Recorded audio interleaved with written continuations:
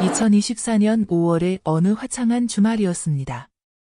서울 강남의 최고급 호텔 연회장, 봉황시의 거대한 샹들리에가 눈부신 빛을 쏟아내고 있었습니다. 오늘은 국내 굴지의 중견기업 태산금속의 안주인 박경자 여사의 8수년이 열리는 날이었습니다. 수백 명의 하객이 테이블을 가득 메웠고 그들의 값비싼 옷차림과 화려한 보석들이 연회장의 격을 증명하고 있었습니다. 단상 중앙, 금박 병풍 앞에 마련된 상석에는 오늘의 주인공인 박 여사가 한복을 곱게 차려입고 앉아 있었습니다. 그녀의 표정은 수많은 축하 인사 속에서도 기쁜지 혹은 무덤덤한지 도무지 읽어낼 수가 없었습니다. 그저 옅은 미소만을 입가에 걸친 채 이따금씩 가늘고 긴 손가락으로 손에 낀 낡은 옷반지를 만지작거릴 뿐이었습니다.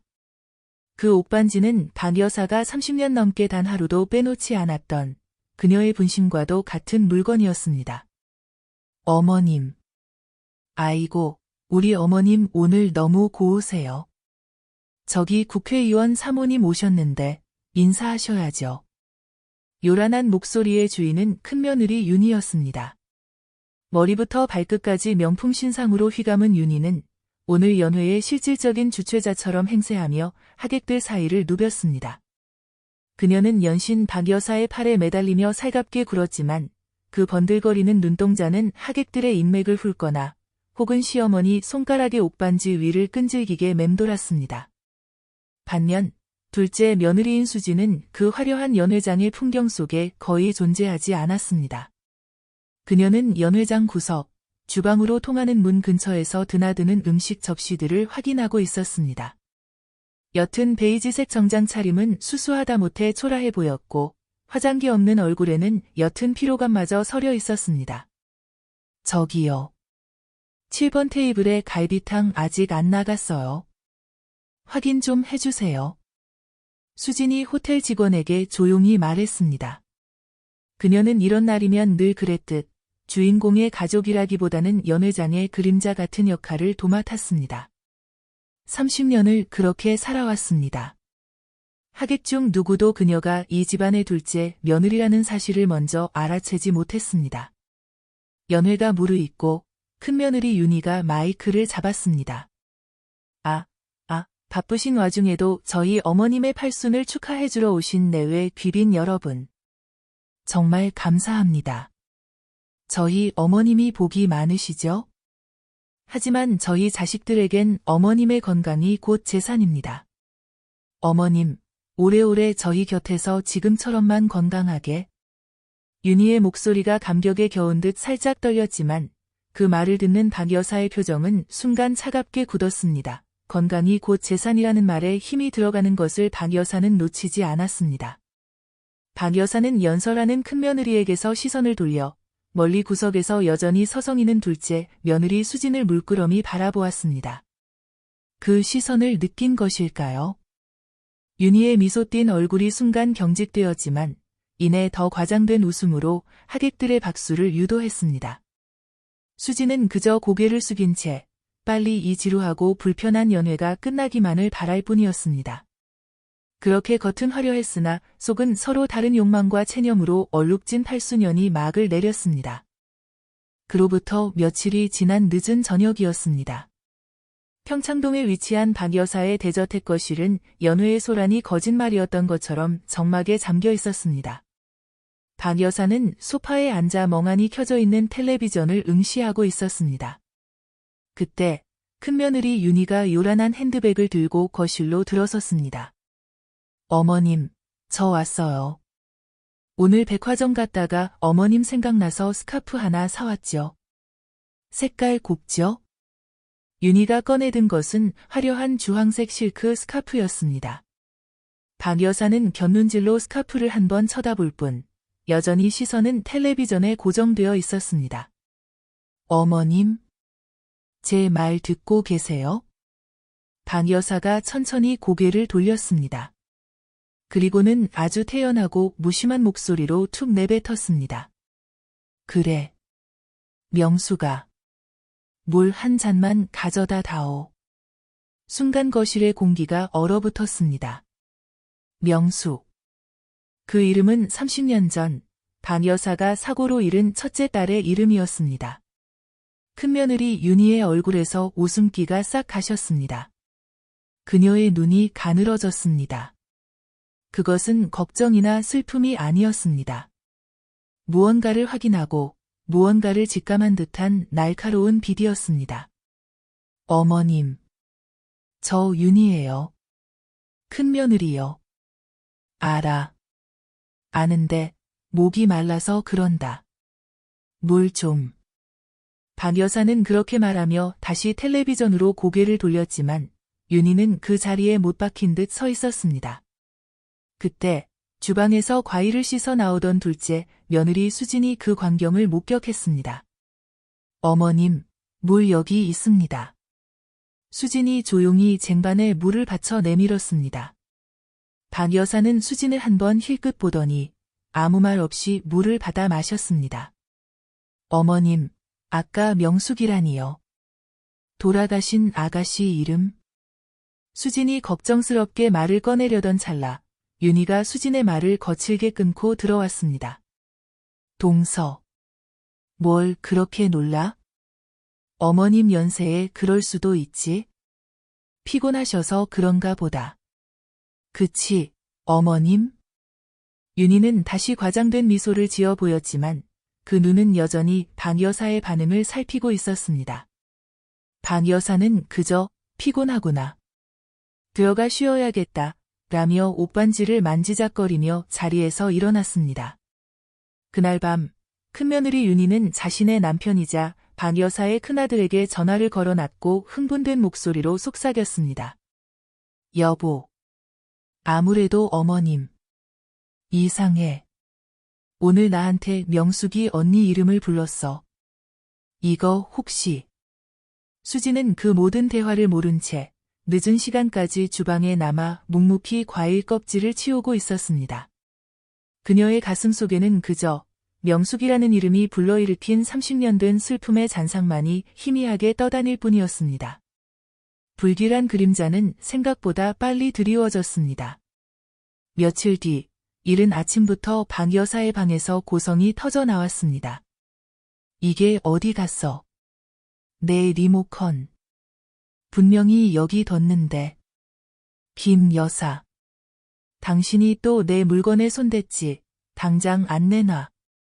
박 여사가 10년 넘게 일해온 가사도우미를 붙잡고 맹렬하게 다그치고 있었습니다. 가사도우미는 억울하다는 표정으로 어쩔 줄 몰라 했습니다. 사모님, 저는 정말 본 적도 없습니다. 같이 찾아봐 드릴게요. 됐어. 도둑고양이 같은 것. 당장 내놔. 그 소란에 놀라 달려온 것은 또 수진이었습니다. 큰며느리 윤희는 회사 일을 핑계로 아침 일찍 집을 나선 뒤였습니다. 어머님, 무슨 일이세요? 진정하세요. 저 여자가 내 리모컨을 훔쳐갔어. 저걸 당장 내쫓아. 박 여사는 어린아이처럼 발을 구르며 막무가내였습니다. 수지는 한숨을 내쉬며 가사도우미를 먼저 돌려보냈습니다. 그리고는 익숙하다는 듯이 집안 곳곳을 뒤지기 시작했습니다. 그녀는 박 여사의 습관을 알고 있었습니다. 평생을 모시고 살다시피 했기 때문입니다. 박 여사가 무언가를 숨길 때 가는 곳은 정해져 있었습니다. 수지는 거실과 안방을 지나 주방으로 향했습니다. 그리고는 냉장고 문을 열었습니다. 냉동실 칸, 얼린 옥동꾸러미 뒤편에서 차갑게 식어버린 텔레비전 리모컨이 모습을 드러냈습니다. 수진이 리모컨을 들고 안방으로 돌아왔을 때 박 여사는 언제 소리를 질렀냐는 듯 침대에 걸터앉아 멍하니 창밖을 보고 있었습니다. 어머님. 여기요. 냉동실에 있었어요. 박 여사는 수진의 손에 들린 리모컨을 보고도 별다른 반응이 없었습니다.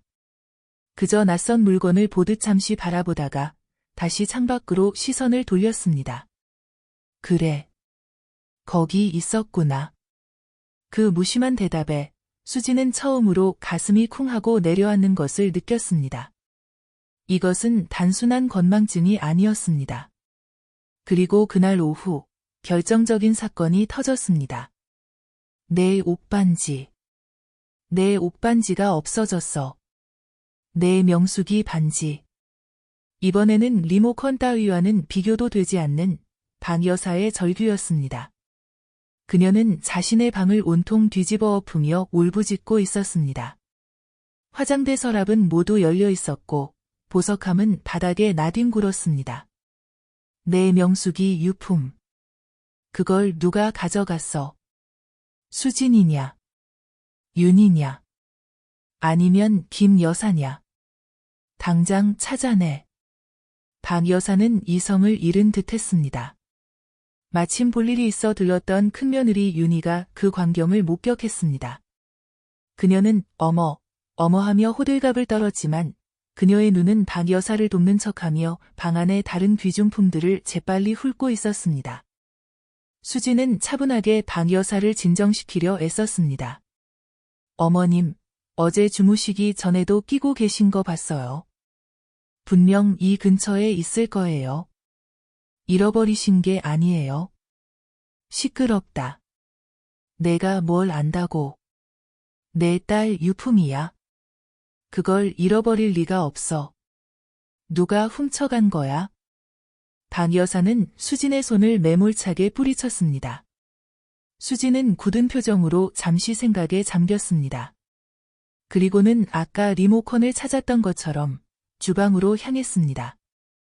윤희가 의아한 표정으로 그녀를 따랐습니다. 수진은 망설임 없이 부뚜막 옆에 놓인 쌀독으로 다가갔습니다. 그리고는 뚜껑을 열고 자신의 팔을 하얀 쌀 속으로 깊숙이 찔러 넣었습니다. 잠시 후 수진의 손이 무언가 단단한 것을 쥐고 밖으로 나왔습니다. 쌀 아래 묻혀있던 낡은 옷반지였습니다. 방 여사가 젊은 시절부터 귀한 것을 숨기던 그녀만의 비밀 장소였습니다. 반지가 나타나자 방 여사의 울부짖음이 거짓말처럼 멎었습니다. 그녀는 수진의 손에 들린 반지를 향해 비틀거리며 다가와 그것을 낚아채듯 빼앗아 가슴에 품었습니다. 그리고는 아무 일도 없었다는 듯 다시 자신의 방으로 들어가 문을 쾅 닫아버렸습니다. 거실에는 수진과 윤희, 두 며느리만이 남았습니다. 윤희는 이 모든 광경을 얼어붙은 듯 지켜보고 있었습니다. 그녀의 얼굴에는 이제 숨길 수 없는 확신과 기이한 희열마저 번지고 있었습니다. 그녀가 남편이 있는 쪽으로 걸어가며 낮고 분명한 목소리로 말했습니다. 여보, 아무래도 병원에 모시고 가야겠어요. 이건 빼도 박도 못해요. 어머님, 치매예요. 그 선언과도 같은 말에 수지는 쌀알이 묻은 손을 어쩌지 못한 채 그 자리에 우두커니 서 있었습니다. 그녀의 귓가에는 치매라는 두 글자가 아니었습니다. 평생 자신을 억눌러왔던 시어머니라는 거대한 산이 이제는 자신이 감당해야 할 또 다른 거대한 짐이 되어 무너져 내리는 소리가 들리는 듯했습니다. 수지는 그저 또 한 번의 깊은 한숨을 쌀독을 향해 내쉬었을 뿐입니다. 불길한 그림자가 그렇게 두 며느리의 서로 다른 욕망 위로 길게 드리워지고 있었습니다. 큰며느리 윤희의 성급한 선언 이후 박경자 여사는 결국 대학병원의 정밀 검사를 받게 되었습니다. 가족 상담실에 모인 두 아들과 며느리들 앞에서 흰 가운을 입은 의사는 무거운 표정으로 입을 열었습니다. 검사 결과 알츠하이머형 치매 초기에서 중기로 넘어가는 단계로 보입니다. 약물로 진행을 늦출 수는 있겠지만 완치는 어렵습니다. 그 말이 떨어지는 순간 상담실 안의 공기는 네 갈래로 갈라졌습니다. 큰아들은 무거운 한숨을 내쉬며 이제 어쩌나 하는 표정으로 아내 윤희의 눈치를 살폈습니다. 둘째 아들은 그저 하는 탄식과 함께 고개를 숙일 뿐 아무런 대책도 의지도 없어 보였습니다. 둘째 며느리 수지는 올 것이 왔구나 하는 덤덤한 체념으로 의사의 다음 말을 기다렸습니다. 가장 즉각적으로 반응한 것은 큰며느리 윤희였습니다. 그녀는 눈물을 찍어내는 척 손수건으로 눈가를 눌렀지만 목소리는 그 누구보다 또렷했습니다. 선생님. 그럼 어머님이 이제 재산 관리나 그런 것도 힘드시겠네요. 의사가 의아한 표정으로 네? 아, 뭐.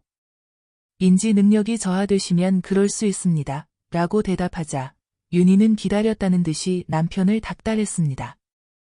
여보. 들었죠? 이러실 때가 아니에요. 어머님 더 힘들어지시기 전에 그 태산금속 지분이나 평창동 집 명의 우리가 좀 정리해서 관리해 드려야 하는 거 아니에요? 어머님을 위해서요. 그녀의 목소리에는 슬픔 대신 조급한 욕망이 가득했습니다. 수지는 그 말을 애써 외면하며 의사에게 물었습니다. 선생님. 저희가 집에서 모실 때 앞으로 뭘 조심해야 할까요? 윤희가 그런 수진을 한심하다는 듯 획 쏘아봤습니다. 동서도 참 답답하네. 지금 그게 문제야? 사람 부르면 되지. 전문 간병인 쓰면 될걸. 뭘 벌써부터 걱정해? 그래도 어머님이 낯가림이 심하셔서. 그건 동서 사정이고. 윤희는 수진의 말을 자르고는 다시 본론으로 돌아와 박 여사의 재산 목록을 읽기 시작했습니다. 수진은 조용히 입을 다물었습니다. 시어머니가 무너졌다는 진단 앞에서 큰며느리는 돈을 계산하고 있었고 자신은 앞으로 짊어질 고된 시간을 계산하고 있었습니다. 치매라는 공식적인 진단은 박 여사의 증상에 날개를 달아준 듯 했습니다. 박 여사는 하루가 다르게 상태가 악화되었습니다. 멀쩡하게 대화를 하다가도 1분 전의 일을 기억하지 못했고 현관 비밀번호를 잊어버려 집 앞에서 몇 시간이고 서성이다 발견되기도 했습니다. 하지만 그 무엇보다 수진을 힘들게 한 것은 대소변을 가리지 못하기 시작했다는 사실이었습니다. 평생을 결벽증에 가까울 만큼 깔끔을 떨었던 시어머니였습니다. 30년 전 시집온 첫날 수진이 끓인 미역국에서 비린내가 난다며 상을 엎어버렸던 그 시어머니였습니다. 그런 그녀가 이제는 속옷에 실례를 하고도 그것을 인지하지 못한 채 방 안을 돌아다니고 있었습니다. 큰며느리 윤희는 간병인을 구하고 있다는 핑계로 코빼기도 비치지 않았습니다. 두 아들은 회사 일이 바쁘다며 저녁 늦게나 들어와 안방 문을 열어보지도 않았습니다. 결국 그 모든 뒷수발은 오롯이 둘째 며느리 수진의 몫이 되었습니다. 어느 늦은 오후였습니다. 수진은 코를 찌르는 지린내에 잠시 숨을 멈췄습니다. 박 여사가 안방 침대 시트에 큰 실례를 한 뒤였습니다. 박 여사는 자신이 무슨 짓을 했는지도 모른 채 창밖을 보며 해맑게 동요를 흥얼거리고 있었습니다. 산토끼 토끼야. 어디를 가느냐? 그 천진한 노랫소리를 배경으로 수진은 묵묵히 고무장갑을 꼈습니다. 더러워진 시어머니의 옷을 벗겨내고 물수건으로 몸을 닦아내기 시작했습니다. 박 여사의 앙상하게 마른 몸, 힘없이 축 처진 팔다리를 닦아내며 수진은 울컥 눈물이 치솟는 것을 느꼈습니다. 어머님, 어쩌다 이렇게 되셨어요? 평생 저를 그렇게 미워하시더니 평생 자신을 짓밟던 시어머니가 이제는 자신의 손길 없이는 아무것도 할 수 없는 갓난아이가 되어버린 현실이 기가 막혔습니다. 그때였습니다. 마침 명품 쇼핑백을 한가득 들고 윤희가 들이닥쳤습니다. 그녀는 안방 문을 열자마자 코를 틀어막고 인상을 썼습니다. 어머, 이게 무슨 냄새야? 동서, 지금 뭐 하는 거야?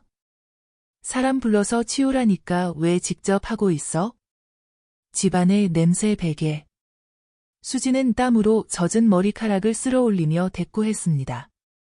형님 오셨어요. 어머님이 낯선 사람 손 타는 걸 싫어하셔서. 아이고, 답답해. 치매 걸린 사람이 싫고 좋고가 어디 있어? 동서 지금 일부러 쇼하는 거지? 우리한테 돈 더 뜯어내려고. 그렇게 헌신하는 척 연기하면 어머님이 저 옷반지라도 동서 줄 것 같아? 윤희의 날카로운 말이 수진의 가슴에 비수처럼 꽂혔습니다. 30년간 들어온 모욕이었지만 오늘따라 유난히 더 아프게 파고들었습니다. 수진이 입술을 깨물며 아무 말도 못하고 있자 윤희는 한술 더 떴습니다. 그녀는 멍하니 앉아있는 박 여사에게 다가가 그 손을 덥석 잡았습니다. 어머님. 정신 좀 차려보세요. 이 옥반지요. 이거 30년 전에 돌아가신 명숙이 언니 유품이잖아요. 이렇게 정신없으실 때 잃어버리면 큰일 나요. 그러면서 윤희는 박 여사의 손가락에 단단히 끼어있는 옥반지를 억지로 비틀어 빼내려 했습니다. 이거. 제가 큰 며느리니까 제가 안전하게 보관해 드릴게요. 네. 어머님. 윤희의 눈이 탐욕으로 번들거렸습니다. 수진이 놀라 소리쳤습니다. 형님. 지금 뭐 하시는 거예요? 그건 어머님 분신이란 말이에요. 시끄러워, 동서. 이게 얼마짜린 줄이나 알아? 치매 걸린 노인네 손에 맡겨뒀다가 잃어버리면 어쩔 건데. 윤희가 반지에 힘을 주는 순간이었습니다. 그때까지 멍하니 허공만 보던 박 여사의 눈이 찰나의 순간 서늘한 빛을 띄었습니다. 그리고는 아무도 예상하지 못한 일이 벌어졌습니다. 자. 박 여사가 윤희의 손등을 잇는 힘껏 내리쳤습니다. 꽤나 매서운 손찌검이었습니다. 윤희는 너무 놀라 소리를 지르며 손을 뺐습니다. 빨갛게 부어오른 손등을 부여잡고 어안이 벙벙한 표정으로 시어머니를 쳐다봤습니다.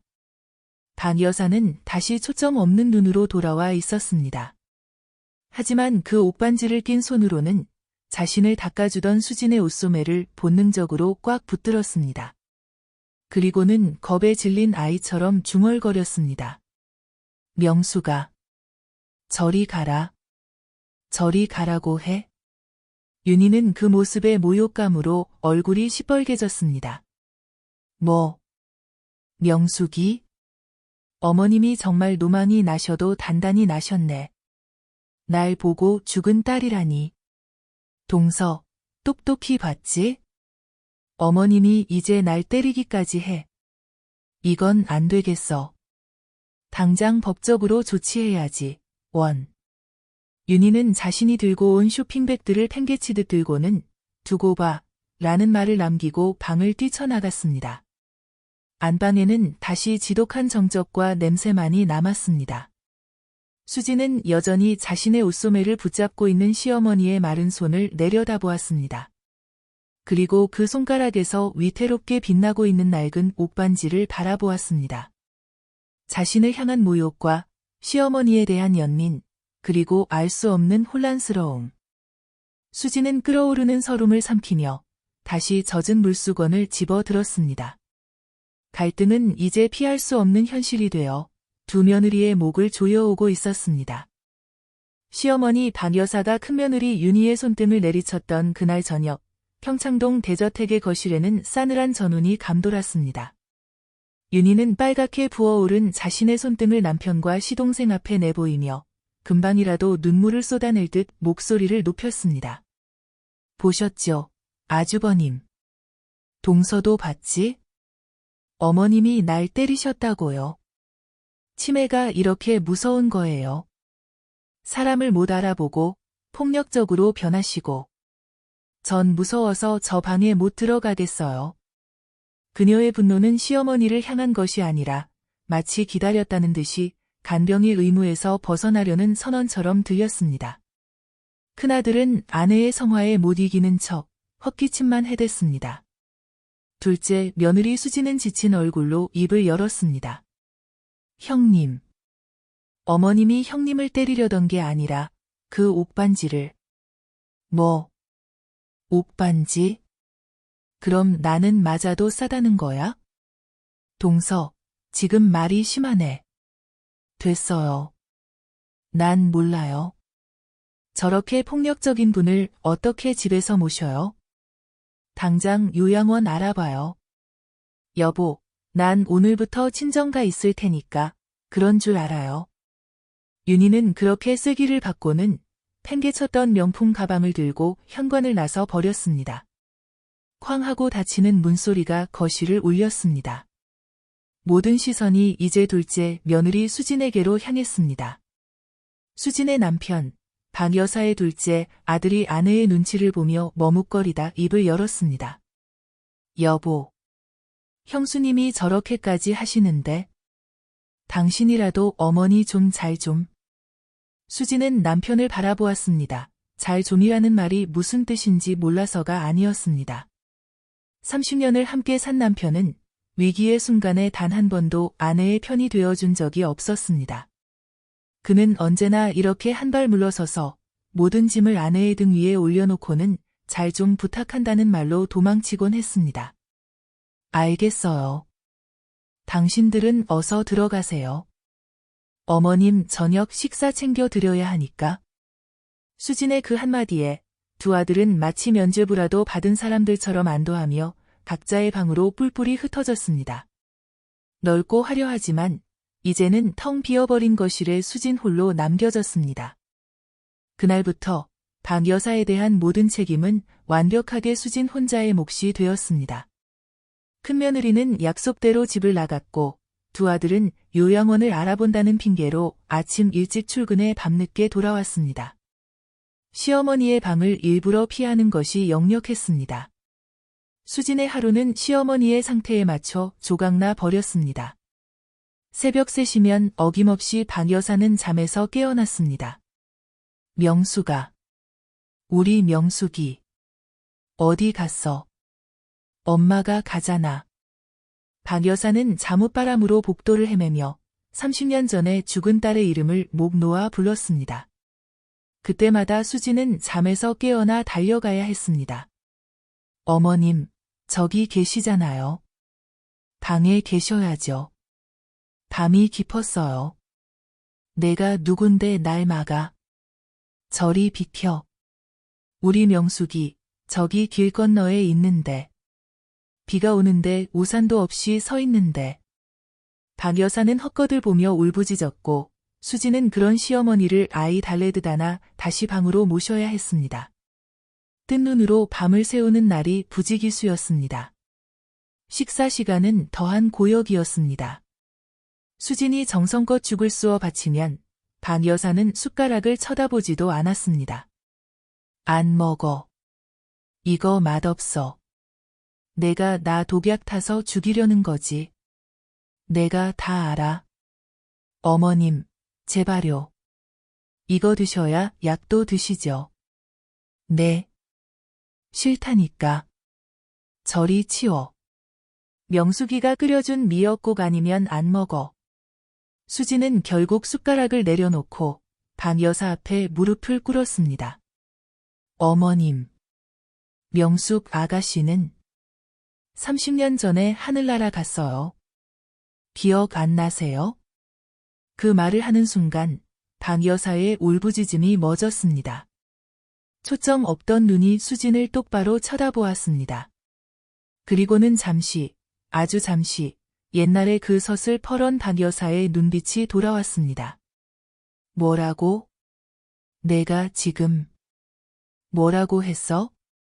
박 여사의 목소리가 얼음장처럼 차가워졌습니다. 너, 내가 감히 내 딸을 입에 올려? 근본도 없는 것이 시집와서. 내 딸이 어떻게 죽었는데 내가 감히. 박 여사는 손에 잡히는 대로 물건을 집어 던지기 시작했습니다. 찻잔이 벽에 부딪혀 깨지고 죽그릇이 바닥에 나뒹굴었습니다. 수지는 그 파편들을 온몸으로 받아내며 그저 고개를 숙이고 있어야 했습니다. 한바탕 폭풍이 휩쓸고 간 후 박 여사는 다시 모든 것을 잊은 듯 웅크려 잠이 들었습니다. 수지는 홀로 방바닥에 엎드려 깨진 찻잔 조각과 쏟아진 죽을 닦아냈습니다. 닦아내도 지난 30년간 쌓여온 자신의 서름은 닦아낼 수가 없었습니다. 눈물이 뜨거운 죽과 뒤섞여 바닥으로 뚝뚝 떨어졌습니다. 내가 왜 이러고 있어야 하지? 이 집에서 평생 그림자처럼 살면서 단 한 번도 따뜻한 말 한마디 못 들어봤는데 이제 와서 이 모진 시어머니의 뒷수발까지 들어야 하나. 원망과 회한이 파도처럼 밀려왔습니다. 그날 밤이었습니다. 수지는 쏟아지는 잠을 이기지 못하고 시어머니의 침대 발치에 엎드려 잠시 졸고 있었습니다. 그때 귓가에 희미한 흐느낌이 들려왔습니다. 흐읍, 흐읍. 명수가. 내 새끼. 엄마가 잘못했어. 고개를 들어보니 박 여사가 잠결에 눈물을 흘리며 옷반지를 쥔 손으로 자신의 가슴을 치고 있었습니다. 너무 춥다. 거긴 춥지. 엄마가 갈게. 엄마가 곧 갈게. 그것은 평생 남들 앞에서는 눈물 한 방울 보이지 않던 강철 같던 시어머니의 모습이 아니었습니다. 그저 먼저 보낸 자식을 가슴에 묻고 평생을 죄책감 속에 살아온 한 어미의 슬픈 독백이었습니다. 수지는 그 모습을 멍하니 바라보았습니다. 자신을 그토록 구박하고 멸시했던 시어머니의 얼굴 위로 언젠가 친정어머니가 자신을 보며 눈물 짓던 얼굴이 겹쳐 보였습니다. 자식 잃은 어미의 마음을 자식을 키워본 수진이 어찌 모르겠습니까? 순간 30년간 쌓였던 미움과 원망이 아닌 그보다 더 깊은 감정. 감히 연민이라고 부를 수밖에 없는 감정이 수진의 가슴을 채웠습니다. 그래. 어머님도 평생 저렇게 울고 계셨구나. 저렇게 아프셨구나. 수진은 조용히 일어나 박 여사가 걷어찬 이불을 끌어올려 어깨까지 덮어주었습니다. 앙상하게 마른 어깨가 가늘게 떨리고 있었습니다. 수진은 그 곁에 조용히 다시 앉았습니다. 그리고 결심했습니다. 형님은 돈 때문에 저러시고 남편이라는 사람들은 도망가기 바쁘지. 하지만 나는 이 사람의 마지막을 이렇게 비참하게 내버려 둘 수는 없어. 30년 세월이 원망스럽기는 하지만 이것이 내게 주어진 마지막 돌이라면? 그래. 내가 하자. 수지는 자신의 손으로 시어머니의 뺨을 타고 흐르는 눈물을 조용히 닦아주었습니다. 어머님. 남은 시간 제가 어머님 곁을 지킬게요. 그게 제 운명인가 봅니다. 그것은 체념이 아니었습니다. 완벽하게 고립된 그 집안에서 수진이 스스로 선택한 그녀만의 결심이었습니다. 수진이 시어머니 박 여사의 간병을 홀로 떠맡기로 결심한 지 한 달여가 흘렀습니다. 시간은 더디고 고되게 흘러갔습니다. 수진은 이제 박 여사의 24시간을 함께하는 그림자가 되었습니다. 그녀는 더 이상 잠을 자기 위해 자신의 방으로 가지 않았습니다. 대신 박 여사의 안방 한편에 야른 요를 깔고 새우잠을 잤습니다. 시어머니가 밤중에 헛것을 보며 비명을 지를 때 혹은 화장실을 찾지 못하고 복도를 헤맬 때 가장 먼저 달려가기 위함이었습니다. 큰며느리 윤희는 그 한 달 동안 단 3번 집에 들렀습니다. 그것도 시어머니의 안부를 묻기 위해서가 아니었습니다. 어머님 방에 있는 저 자개장, 저거 내가 시집 올 때부터 탐내던 거잖아. 어머님 저러실 때 그냥 두면 값어치도 모르는 간병인이 흠집낸다고. 저건 내가 가져가서 안전하게 보관해야겠어. 그녀는 그렇게 말하며 사람을 시켜 값비싼 가구들을 실어 나갔습니다. 수진이 형님, 그건 어머님이 아끼시던 겁니다. 라고 만류했지만 윤희는 코웃음을 쳤습니다. 동서가 뭘 안다고? 이제 저 물건 주인도 못 알아보시는 분이야. 내가 챙기는 게 곧 어머님 돕는 거야? 알았어? 윤희에게 시어머니의 치매는 집안의 귀중품을 합법적으로 약탈할 수 있는 면허증이나 다름없었습니다. 그렇게 집안이 하나둘 비어가는 동안 수지는 묵묵히 시어머니의 곁을 지켰습니다.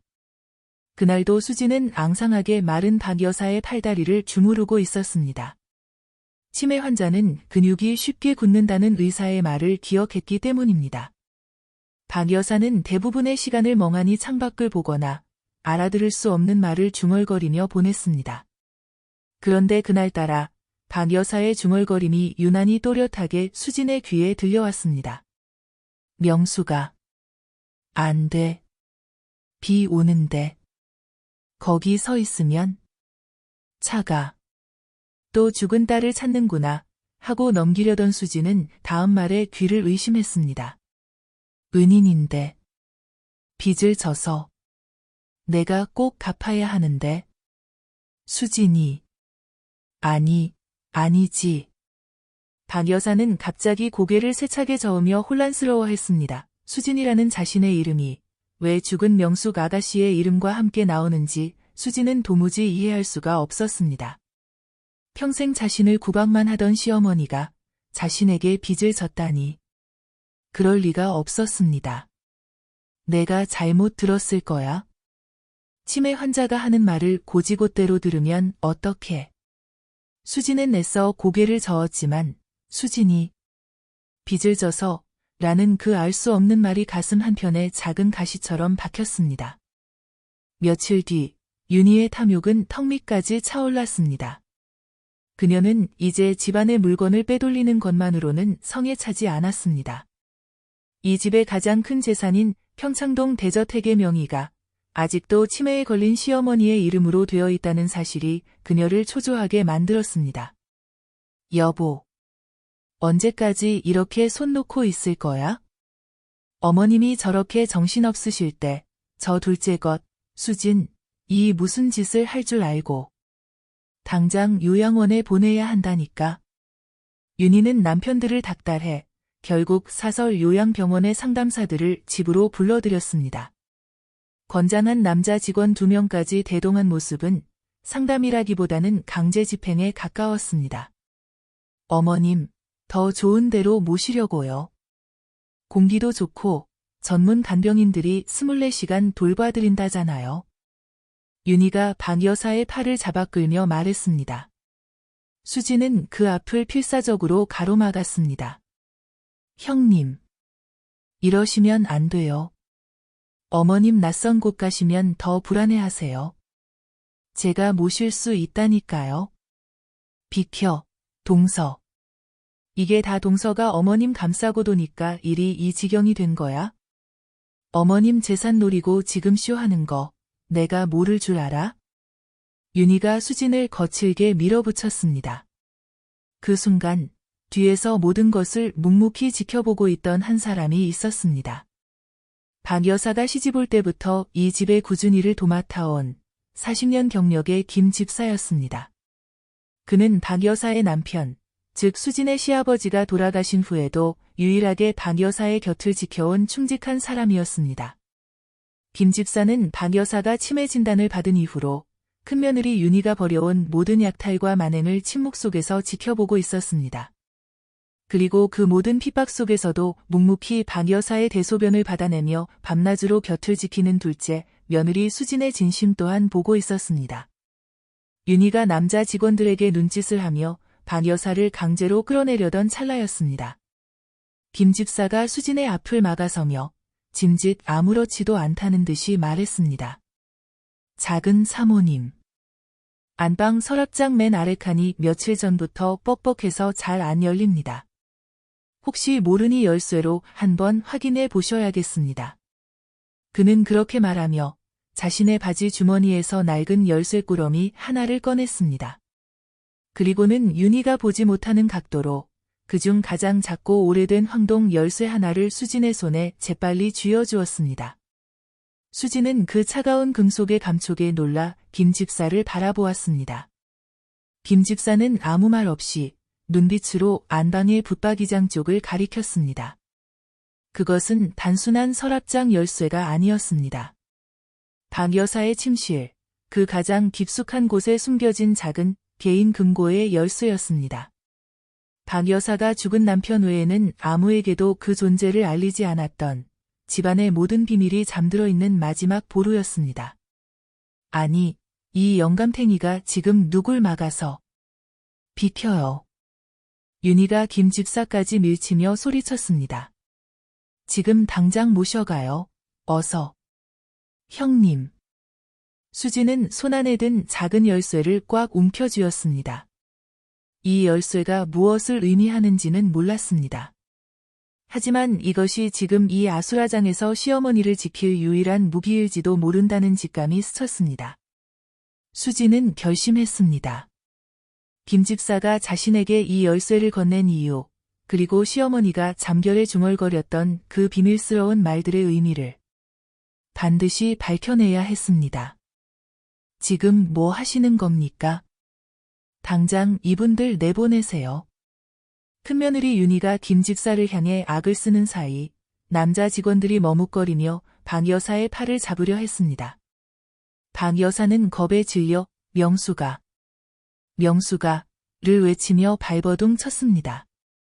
그 아수라장의 한복판에서 둘째 며느리 수지는 손안에 작고 차가운 황동 열쇠를 꽉 움켜쥐었습니다. 김 집사의 절박한 눈짓이 안방의 붙박이장을 가리키고 있었습니다. 지금 가야 해. 수지는 이성을 잃은 윤희와 그녀를 막아서는 김 집사, 그리고 울부짖는 시어머니를 뒤로 한 채 홀린 듯이 안방으로 뛰어 들어갔습니다. 동서, 너 어디 가? 지금 어딜 도망가? 윤희의 고함 소리가 등 뒤에서 들려왔지만 수지는 멈추지 않았습니다. 안방, 방 여사의 손때가 묻은 육중한 붙박이장 앞에 섰습니다. 김 집사가 가리킨 곳은 장롱의 맨 아랫부분, 겉보기에는 평범한 나무 바닥처럼 보이는 곳이었습니다. 수진이 손으로 그 마루청을 더듬자 손가락 끝에 희미한 틈이 느껴졌습니다. 바닥에 나무판을 억지로 들어 올리자 먼지 쌓인 공간 속에 손바닥만 한 검은색 쇠금고가 모습을 드러냈습니다. 아주 오래되고 낡은 다이얼 방식도 아닌 구식 열쇠 금고였습니다. 수진의 손이 가늘게 떨렸습니다. 손에 쥔 황동 열쇠를 구멍에 넣고 돌렸습니다. 철컥 하는 무겁고 둔탁한 소리와 함께 금고의 작은 문이 열렸습니다. 그 안에는 돈이나 보석이 들어있지 않았습니다.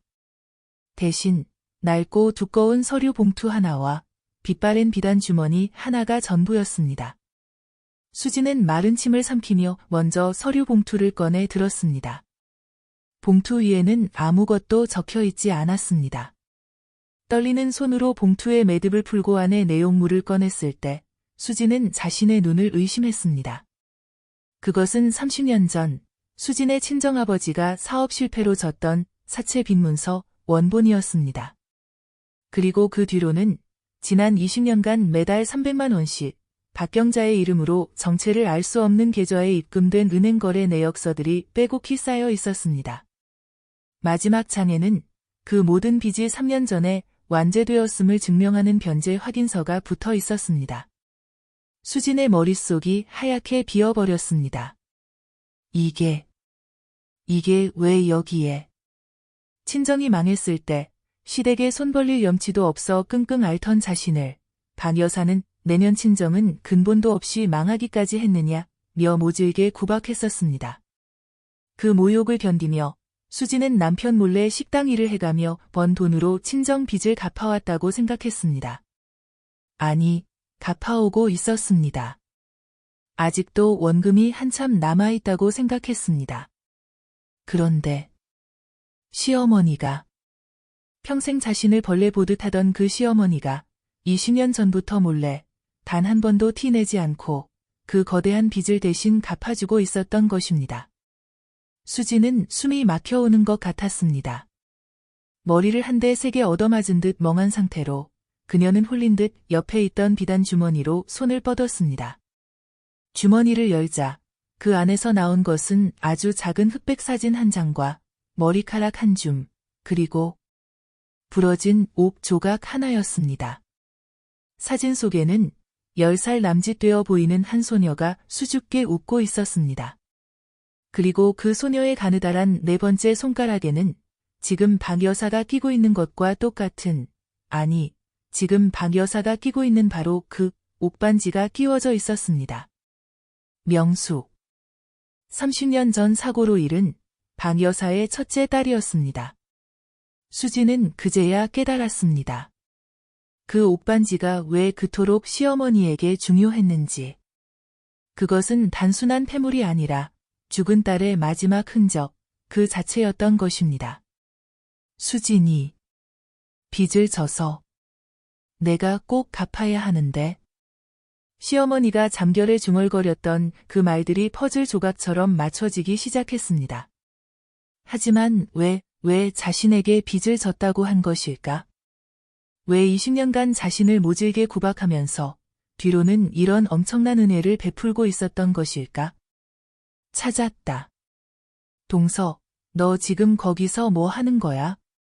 그 금고 뭐야? 그때였습니다. 거실의 소란을 뚫고 큰며느리 윤희가 기어이 안방 문을 열어 젖혔습니다. 그녀의 눈은 수진의 손에 들린 빈문서와 열린 금고에 정확히 꽂혔습니다. 윤희의 얼굴에 모든 것을 이해했다는 듯한 교활한 미소가 번졌습니다. 이 도둑고양이 같은 것.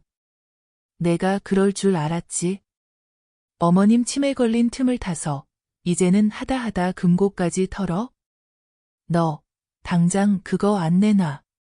윤희가 빈문서를 빼앗기 위해 수진에게로 맹렬하게 달려들었습니다. 수진은 20년의 비밀이 담긴 그 서류 뭉치를 본능적으로 가슴에 끌어안았습니다. 거대한 혼란 속에서 이제는 시어머니를 향한 원망이 아닌 알 수 없는 두려움과 의문만이 그녀를 사로잡고 있었습니다. 이 도둑고양이 같은 것. 내가 그럴 줄 알았지. 당장 그거 안 내놔. 큰며느리 윤희의 날카로운 목소리가 멍해 있던 수진의 귓가를 찢고 들어왔습니다. 윤희는 맹수처럼 달려들어 수진이 미처 품에 다 안지도 못한 서류 뭉치, 즉 20년간의 비밀이 담긴 빈문서들을 거칠게 낚아챘습니다. 수진은 반사적으로 비단 주머니만이라도 꽉 움켜쥐었지만 이미 정신은 반쯤 나가 있었습니다. 시어머니가 내 친정 빚을 20년 동안 나를 속이면서 머릿속이 너무나 혼란스러워 눈앞에 윤희가 벌이는 난동조차 현실처럼 느껴지지 않았습니다. 윤희는 빼앗아든 서류들을 다급하게 넘겨보았습니다. 사채, 빚, 입금 내역. 그 단어들을 확인한 윤희의 얼굴이 처음에는 의아함으로 이내 경멸과 확신에 찬 비웃음으로 일그러졌습니다. 이게 뭐야? 가짜 빈문서? 어머님 돈 빼돌리려고 별짓을 다 했네. 아주. 20년간 입금? 액수도 그럴싸하게 적었어. 동서, 너 연기 대상감이다. 윤희는 그렇게 소리치며 수진의 머리채라도 잡을 듯이 손을 치켜들었습니다. 아니에요. 형님. 그건 가짜가 아니라. 수진이 떨리는 목소리로 반박하려던 그 순간 윤희는 서류 뭉치를 손에 쥐고 쏜살같이 거실로 뛰쳐나갔습니다. 수진도 본능적으로 그녀를 뒤따랐습니다. 거실은 여전히 아수라장이었습니다. 요양원 직원들과 김 집사가 뒤엉켜 있었고 수진의 남편과 아주버님은 어찌할 바를 모른 채 서성이고 있었습니다. 그리고 그들 틈에는 윤희가 미리 불러둔 듯한 말쑥한 차림의 변호사까지 합세해 있었습니다. 윤희는 그 변호사 앞으로 서류 뭉치를 증거랍시고 내던졌습니다. 김 변호사님. 이것 좀 보세요. 이것 보시라고요. 윤희가 쩌렁쩌렁한 목소리로 외쳤습니다. 제가 뭘 했습니까? 저 여자가 어머님 치매인 거 알고 재산 빼돌리려고 작당을 했다니까요.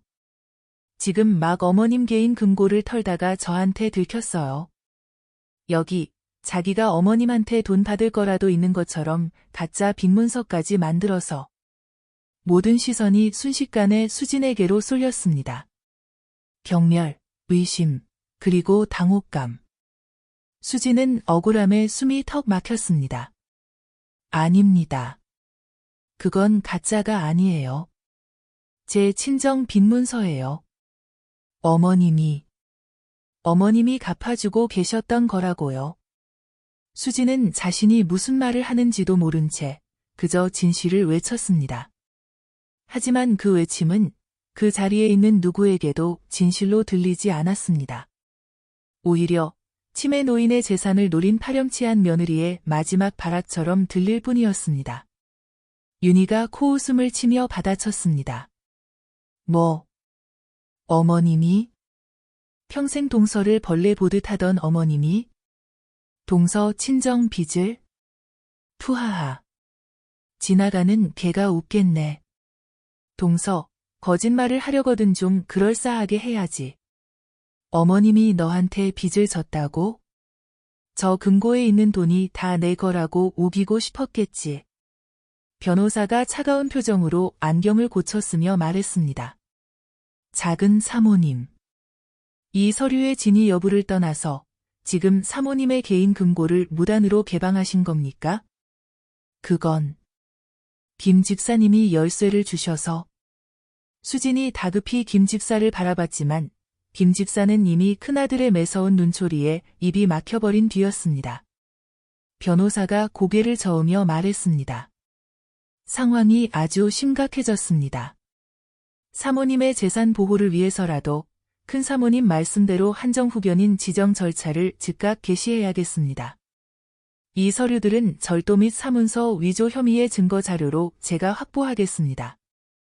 절도, 사문서 위조. 수지는 자신의 귀를 의심했습니다. 평생을 바르게만 살아왔던 자신에게 그런 끔찍한 혐의가 덧씌워지는 순간이었습니다. 수지는 마지막 희망을 걸고 남편을 바라보았습니다. 30년을 함께 산 남편. 비록 무심하고 무능했지만 그래도 자신의 결백함만은 알아줄 것이라 믿었습니다. 여보. 나 아니에요. 정말이에요. 내가 그런 짓 할 사람 아니라는 거 당신이 제일 잘 알잖아요. 나 좀 믿어줘요. 수지는 울먹이며 남편의 팔을 붙잡았습니다. 하지만 그녀의 남편, 박 여사의 둘째 아들은 아내의 손을 뿌리치지도 그렇다고 잡아주지도 못했습니다.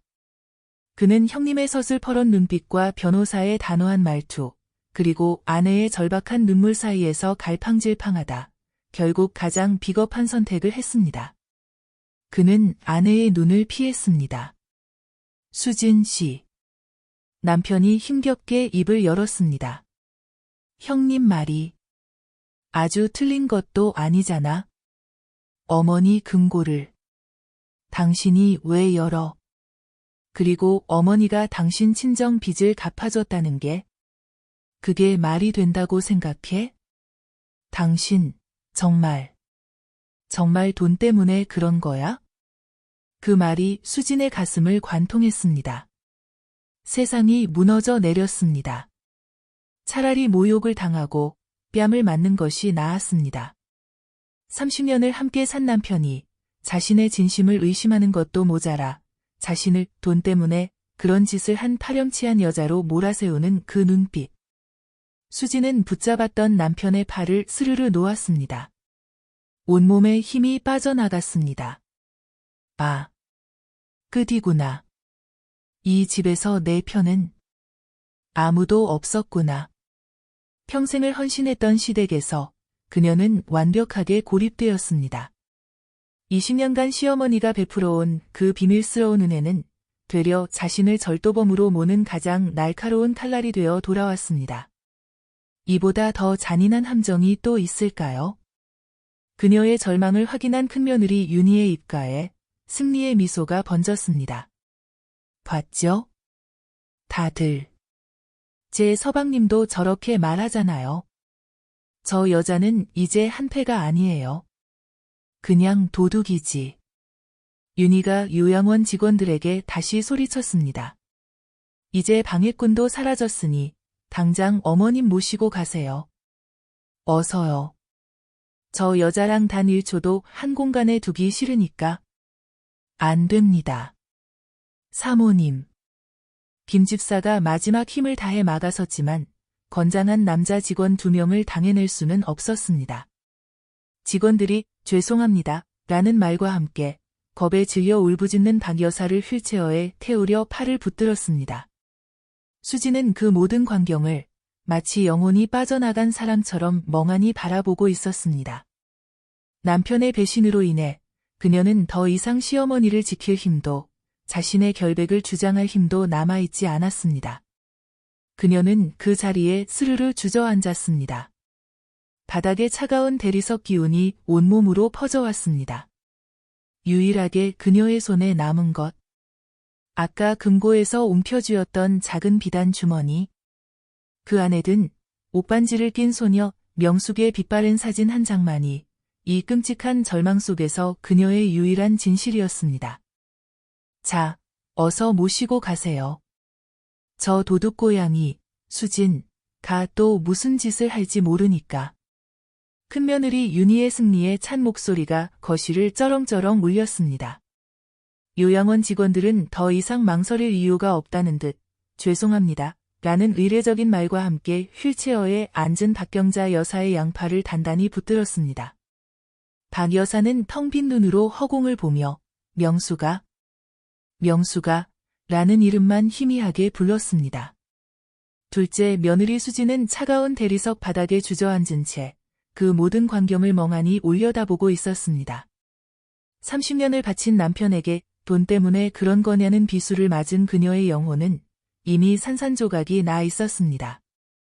더 이상 시어머니를 지킬 힘도 자신의 결백을 외칠 힘도 남아있지 않았습니다. 그래. 이렇게 끝나는구나. 내 인생은 결국 이 집안의 도둑으로 끝나는구나. 절망이 수진의 눈앞을 까맣게 덮어내리던 바로 그 순간이었습니다. 그만. 아무도 예상하지 못했던 낮고 차가운 목소리였습니다. 윤희는 뭐라고요? 하며 소리가 난 쪽을 쳐다보았습니다. 직원들의 손에 붙들린 휠체어. 그곳에 앉은 박 여사의 고개가 천천히 들리고 있었습니다. 그만들 하라고 했다. 이번에는 더없이 또렷하고 서리빨 같은 음성이었습니다. 거실의 모든 움직임이, 모든 소리가 거짓말처럼 멎었습니다. 요양원 직원들은 화들짝 놀라 붙잡았던 팔을 놓았습니다. 박 여사는 천천히, 아주 천천히 고개를 돌려 자신을 둘러싼 이들을 훑어보았습니다.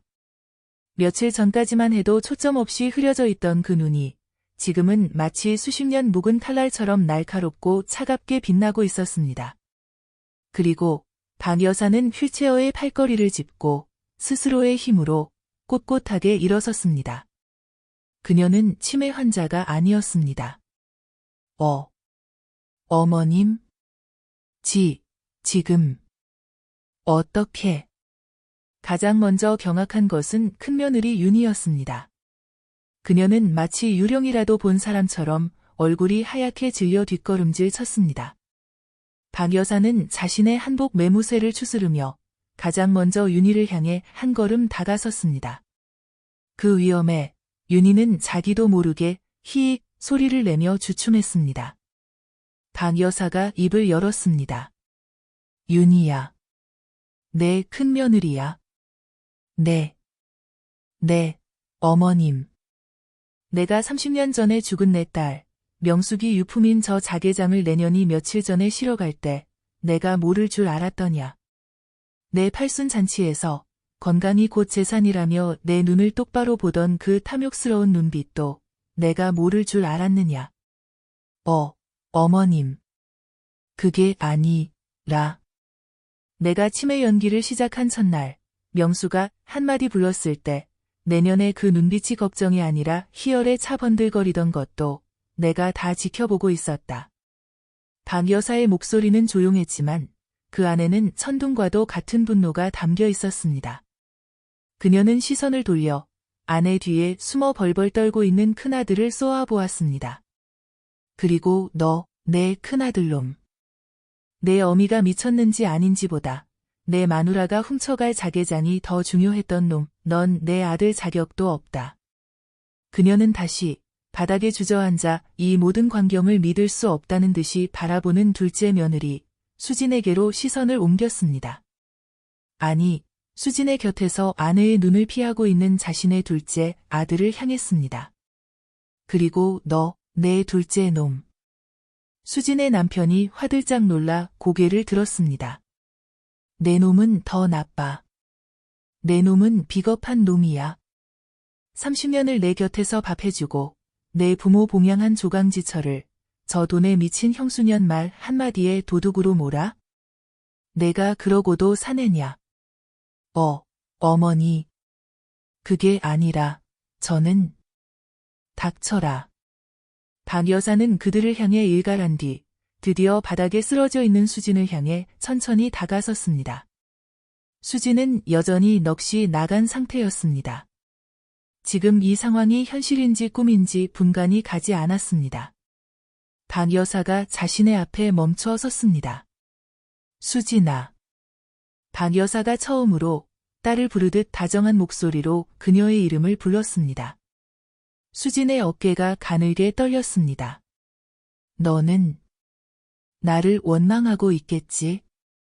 평생 너를 구박하고 멸시한 이 늙은이를 왜 내가 목숨 걸고 지켰나 하고 말이다. 내가 아까 금고에서 본 그 빈문서 말이다.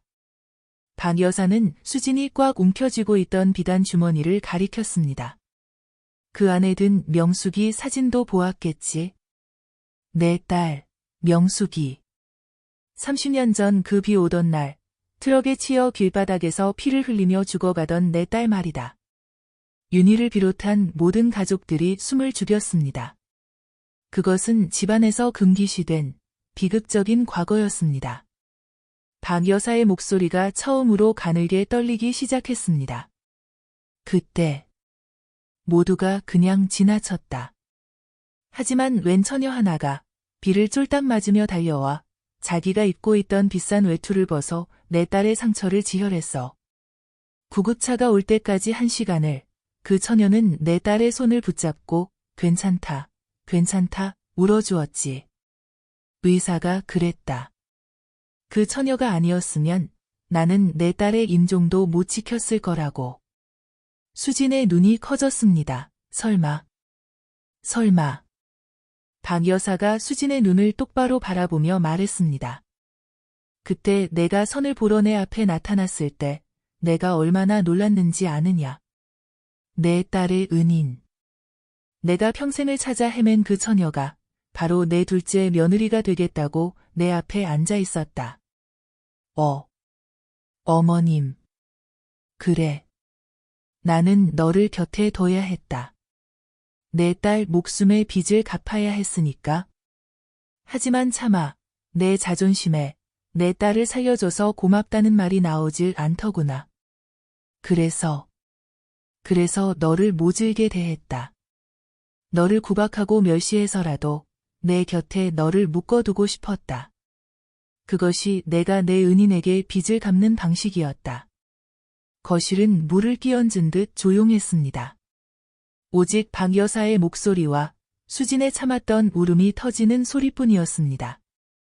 그러다 알게 되었다. 내 친정이 빚더미에 올랐다는 것을. 그래, 잘됐다 싶었다. 내가 내 딸의 목숨을 구해줬으니 나는 내 친정의 목숨줄, 빚을 대신 끊어주는 것으로 그 빚을 갚으려 했다. 그래서 20년을 내 남편 놈도 모르게 내 금고에 그 빚을 갚아나가고 있었던 게다. 박 여사는 숨을 고른 뒤 이제는 완전히 넋이 나가버린 큰며느리 윤희를 향해 소리쳤습니다. 봤느냐, 이년아. 저 빈문서는 저 아이, 수진가 내 돈을 훔치려 만든 가짜가 아니다. 저것은 내가 내 딸의 은인에게 30년간 갚아온 내 목숨보다 무거운 내 빈문서다. 내가 미친 척이라도 하지 않았으면 내 며느리라는 것들이, 내 아들이라는 것들이 이 재산 앞에서 어떤 짐승이 되는지 어찌 알았겠느냐. 이 팔순 잔칫날부터 시작된 너희들의 탐욕을 이 늙은이가 눈 감고 모를 줄 알았더냐. 이 모든 것은 너희의 그 더러운 속내를 확인하기 위한 내 마지막 시험이었다. 어머님. 거짓말이시죠. 치매시잖아요. 병원에서 그랬잖아요. 윤희가 발악하듯 외쳤습니다. 박 여사가 차갑게 웃었습니다. 의사. 그 의사, 내 50년 주치의 김 박사다. 내 부탁 하나 못 들어줬을 것 같으냐? 모든 것이 끝났습니다. 변호사는 슬그머니 서류 가방을 챙겨들었고 요양원 직원들은 진작에 머리를 조아리며 저희가 신뢰가 많았습니다. 라고 외치며 도망치듯 사라졌습니다. 박 여사는 자신의 집 현관문을 가리켰습니다. 윤희야. 당장 내 집에서 나가라. 너는 더 이상 내 며느리가 아니다. 그리고 너, 큰아들. 저 여자 손을 잡고 나갈 것인지, 내 어미 앞에 엎드릴 것인지, 지금 당장 선택해라. 그리고 그녀는 바닥에 주저앉아 오열하는 수진과 그 앞에서 차마 아내를 보지도 못하고 무릎을 꿇어버린 자신의 둘째 아들을 바라보았습니다. 그리고 너, 둘째 놈, 넌 이 집에서 살 자격이 없어. 내가 이 집에 발을 붙일 수 있는 유일한 길은 저 아이, 내 아내 수진이에게 진심으로 용서를 비는 것이다. 저 아이가 너를 용서하기 전까지 너는 내 아들도 아니다. 박 여사는 길고 길었던 폭로를 마친 뒤 깊은 숨을 내쉬었습니다. 30년간 묵었던 체증이 그리고 자신의 진심을 증명하기 위해 벌여야 했던 이 끔찍한 연극이 끝났다는 안도감이 밀려왔습니다. 그녀는 바닥에서 일어나지 못하고 30년 전의 은혜와 30년간의 구박, 그리고 방금 밝혀진 이 거대한 진실 사이에서 길을 잃고 울고 있는 수진을 향해 지친 손을 내밀었습니다. 수진아. 이제 그만 일어서거라. 이 지옥 같은 연극은 이제 다 끝났다. 수진아. 이제 그만 일어서거라. 이 지옥 같은 연극은 이제 다 끝났다. 시어머니 박경자 여사의 지친 목소리가 바닥에 주저앉아 오열하던 둘째 며느리 수진의 귓가를 파고들었습니다. 수진은 눈물로 흐려진 시야를 들어 자신에게 손을 내밀고 있는 시어머니를 바라보았습니다. 30년 만에 처음 보는 그늘도 없고 가시도 없는 그저 늙고 지친 한 여인의 얼굴이었습니다. 하지만 수진은 그 손을 잡지 못했습니다. 아니, 잡을 수가 없었습니다. 가장 먼저 정신을 차린 것은 큰며느리 윤희였습니다. 그녀는 이 모든 것이 거대한 사기극이었다는 사실에 분노하기보다 자신의 탐욕이 만천하에 드러났다는 공포에 휩싸였습니다. 윤희가 억지 웃음을 지으며 박 여사에게 매달렸습니다. 어머님. 오해세요. 제가 그 자개장을 훔치려던 게 아니라 정말 안전하게 보관하려던 거였어요. 어머님이 치매시라니까. 박 여사가 그 말을 차갑게 끊었습니다. 닥쳐라. 내 집에서 내 물건을 훔쳐가면서 보관이라 둘러대는 그 더러운 주둥이를 당장 다물어라. 박 여사는 김 집사를 향해 턱짓했습니다. 김 집사. 뭘 보고 섰어요. 당장 저 여편네 짐, 현관 밖으로 내다 버려요. 그리고 소금 뿌려요. 내 다시는 저 흉물을 내 집에서 보지 않게. 네, 사모님. 김 집사가 40년 만에 처음으로 환한 표정을 지으며 안채로 향했습니다. 어머님. 저 못 나가요. 제가 이 집 장손 며느리인데 어머님이 이러실 수 없어요. 여보, 당신도 뭐라고 말 좀 해봐요. 윤희는 마지막 동아줄처럼 남편, 박 여사의 큰아들을 붙잡았습니다. 큰아들은 얼굴이 흑빛이 된 채 아내와 어머니 사이에서 감히 고개도 들지 못했습니다. 재산도, 명예도, 그리고 어머니의 신뢰도 모두 잃었습니다. 박 여사가 아들을 향해 마지막으로 물었습니다. 너, 저 더러운 손을 잡고 이 집에서 나갈 테냐? 아니면 내 어미 앞에 엎드려 사죄할 테냐? 선택해라. 큰아들은 결국 아내의 손을 뿌리쳤습니다. 그리고는 어머니 앞에 털썩 엎드렸습니다. 어머니. 제가 죽을 죄를.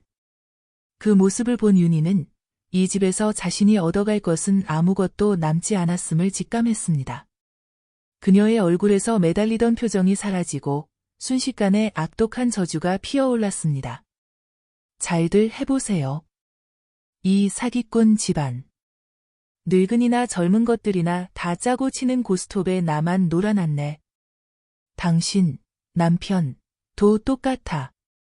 이 마마보이, 쓸모없는 인간. 두고 봐, 내가 이대로 끝낼 것 같아. 윤희는 그렇게 악을 쓰며 자신이 들고 왔던 명품 가방들을 들고 현관을 뛰쳐나갔습니다. 쾅!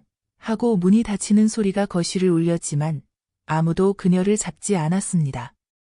이제 거실에는 네 사람만이 남았습니다. 꼿꼿이 서 있는 박 여사. 그리고 그녀 앞에 나란히 무릎을 꿇은 두 아들. 마지막으로 여전히 바닥에 주저앉아 자신의 30년 세월을 어떻게 받아들여야 할지 몰라 망연자실해 있는 수진이었습니다. 박 여사는 무릎 꿇은 둘째 아들을 내려다보았습니다. 아내의 결백을 의심하고 돈 때문에 그랬냐며 비수를 꽂았던 바로 그 남자였습니다. 너는? 박 여사가 나지막이 말했습니다. 내 형은 재물을 탐한 도둑놈이지만 너는 내 조강지처의 가슴에 칼을 꽂은 배신자다. 어느 쪽이 더 나쁜지 가늠도 안 가는구나. 어머니. 잘못했습니다. 그 말은 나한테 할 말이 아니다. 박 여사는 턱짓으로 수진을 가리켰습니다. 내가 용서를 빌어야 할 대상은 저기 내가 짓밟아버린 내 아내다. 가서 빌어라. 수진이가 너를 용서하고 사람으로 봐줄 때까지 너는 이 집에서 내 아들 자격이 없다. 둘째 아들은 고개를 들지 못한 채 무릎걸음으로 아내 수진의 앞으로 다가갔습니다. 그는 차마 아내의 얼굴을 보지 못하고 바닥에 엎드려 울기 시작했습니다. 수진 씨. 여보. 내가 미쳤었나 봐. 내가 정말 죽일 놈이야. 제발. 제발 용서해줘. 응. 남편의 절박한 울음소리가 들려왔습니다. 하지만 수진의 귀에는 그 울음이 진정한 참회로 들리지 않았습니다. 그것은 어머니의 불호령에 못 이겨 이 집에서 쫓겨나지 않기 위한 또 한 번의 비겁한 연기처럼 느껴졌습니다. 수진은 천천히 고개를 저었습니다.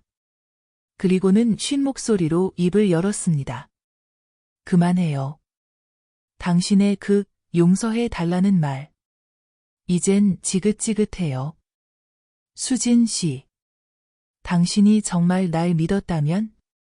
형님이 날 도둑으로 몰았을 때, 아니, 그전부터 30년간 날 구박할 때, 단 한 번이라도 내 편이 되어줬어야죠. 이제 와서. 뭐가 달라지죠? 수지는 더 이상 눈물도 나지 않았습니다. 그저 텅 비어버린 가슴이 시릴 뿐이었습니다. 박 여사는 그 광경을 묵묵히 지켜보다 두 아들을 향해 손짓했습니다. 너희 둘 다 내 눈앞에서 사라지거라. 큰 놈은 회사로 꺼지고 작은 놈은 저 건넌 방에 처박혀서 내 마누라가 너를 사람으로 볼 때까지 근신해라. 수진이 허락 없이는 안채에 발들일 생각도 마라. 두 아들은 죄인처럼 고개를 숙이고 비틀거리며 거실을 빠져나갔습니다. 이제 거실에는 박 여사와 수진, 단둘만이 남았습니다. 김 집사가 조용히 따뜻한 차 두 잔을 내어놓고 물러갔습니다. 박 여사는 휠체어에 앉지 않았습니다. 대신 평생 앉아왔던 자신의 자리, 거실 소파에 깊숙이 몸을 묻었습니다. 긴 연극이 끝난 배우처럼 깊은 피로감이 그녀의 얼굴을 덮었습니다. 이리 와서 앉거라. 박 여사가 자신의 맞은편 소파를 가리켰습니다. 수지는 떨리는 다리를 겨우 일으켜 소파 끝에 위태롭게 걸터 앉았습니다. 손에는 아까 쥔 비단 주머니가 땀으로 축축했습니다. 한참의 침묵이 흘렀습니다. 먼저 입을 연 것은 수진이었습니다. 그녀는 30년 만에 처음으로 시어머니에게 따지듯 물었습니다. 왜 저한테 그러셨어요? 빚을 갚기 위해서였다면? 그냥 저한테 사실대로 말씀하시고 고맙다고 그 한마디만 해주셨으면 됐잖아요. 왜 30년을? 왜 저를 그렇게 짐승만도 못하게 구박하셨어요? 저는 어머님이 절 죽도록 미워하시는 줄만 알았어요. 수진의 목소리 끝이 다시 울음으로 갈라졌습니다. 30년의 한이었습니다. 박 여사는 찻잔을 바라보며 한참 만에야 입을 열었습니다. 고맙다. 네. 그 말을 하면 내가 떠날 것 같았다. 박 여사의 목소리가 낮게 가라앉았습니다. 너는 내 딸의 은인이었고 이 집에 유일하게 탐욕이 없는 깨끗한 아이였다. 그런 내가 내 곁에 있는 것이 나에게는 유일한 위안이었어. 하지만 나는 고맙다는 말로 너를 묶어둘 자신이 없었다. 오히려 너는 그 빚을 다 갚았다고 생각하고 그 비겁한 내 아들 놈을 버리고 떠나버릴 것만 같았지. 그래서 미움으로 너를 묶었다. 구박으로 너를 묶었다. 내가 아무리 발버둥 쳐도 내 그늘 안에서 벗어나지 못하게. 내 딸에게 진 빚을 다 갚을 때까지, 그리고 너의 그 친정 빚을 내가 다 갚아줄 때까지. 그것이 내가 아는 유일한 방식이었다. 이 늙고 못난 어미의 방식이었지. 수지는 그 말을 이해할 수가 없었습니다. 은인을 곁에 두기 위해 30년간 지옥을 선물했다는 그 뒤틀린 모정을 수지는 도저히 받아들일 수가 없었습니다.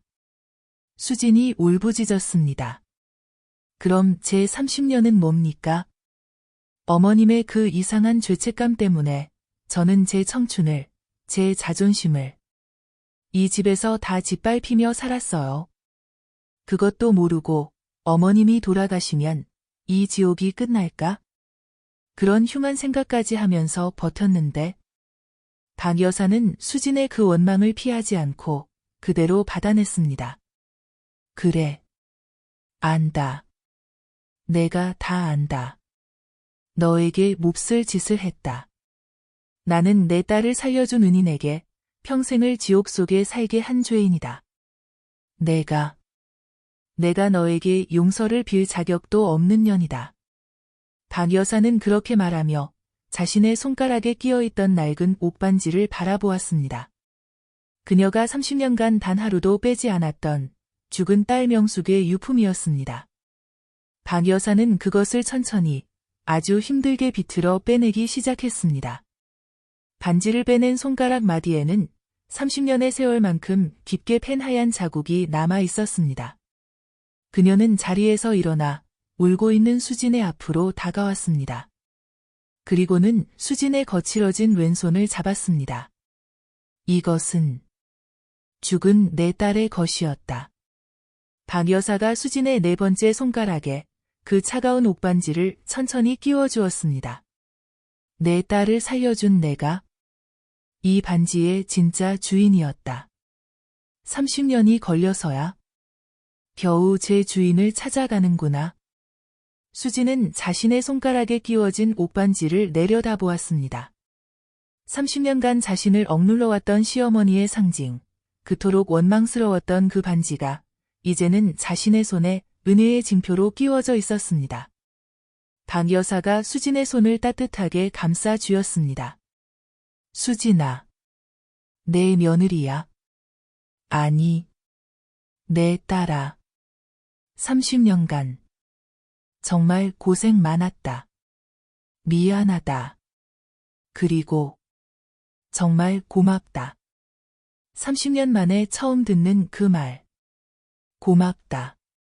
그 한마디에 수진의 가슴속에 얼어붙어 있던 30년의 한이 뜨거운 눈물과 함께 속절없이 녹아내리기 시작했습니다.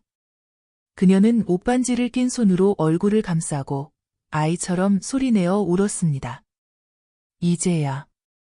이제야 모든 것이 끝났다는 안도감. 너무 늦어버렸다는 아쉬움. 그리고 인정받았다는 기묘한 해방감. 박 여사는 그런 수진의 어깨를 말없이 감싸 안았습니다. 그렇게 두 여자는 30년의 시간을 돌고 돌아 진짜 모녀가 되어 한참을 함께 울었습니다. 그로부터 한 달 뒤 평창동 대저택의 아침은 놀랍도록 고요해졌습니다. 수지는 따뜻한 햇살이 드는 주방에서 자신이 좋아하는 국화차를 끓이고 있었습니다. 그녀의 손가락에는 옥반지가 단아하게 빛나고 있었습니다. 그때 건넌방에서 쭈뼛거리며 둘째 아들 수진의 남편이 나왔습니다. 한 달간의 근신으로 수척해진 모습이었습니다. 수진 씨. 저기.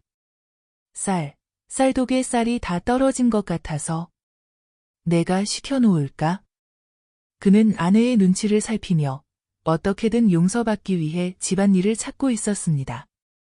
수진은 남편을 잠시 바라보았습니다. 원망도 미움도 아니었습니다. 그저 무심함에 가까운 덤덤함이었습니다. 알아서 해요. 난 어머님이랑 산책하러 가야 하니까. 수진이 찻잔을 들고 거실로 나가자 박 여사가 어느새 산책하기 편한 옷으로 갈아입고 기다리고 있었습니다. 가짜 치매 연기를 그만둔 지금 그녀는 훨씬 더 건강해 보였습니다. 어머님, 차 드세요.